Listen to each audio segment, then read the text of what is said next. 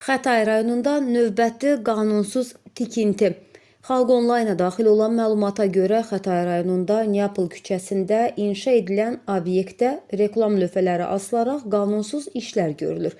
Məlumata əsasən Dövlət Şəhərsalma və Arxitektura Komitəsinin bazasında tikinti ilə bağlı heç bir məlumat yoxdur. Qanunsuz tikinti hansı səlahiyyətli şəxsin icazəsi ilə həyata keçirilir, onu da bilən yoxdur. Dövlət Komitəsindən rəsmi icazəsi olmadan aparılan tikinti işlərini Xətai rayon İcra Hakimiyyətinin razılığı əsasında aparıldığı iddia olunur. Qanunsuz tikinti ilə bağlı Xətai rayon İcra Hakimiyyətinə və aidiyyatı qurumlara müraciət etsək də heç bir məlumat ala bilmədik.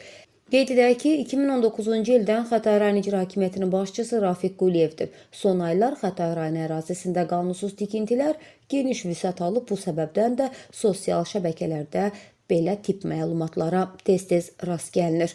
Səsləndirilən iddialarla bağlı bütün maraqlı tərəflərin mövqeyini işıqlandırmağa hazırıq.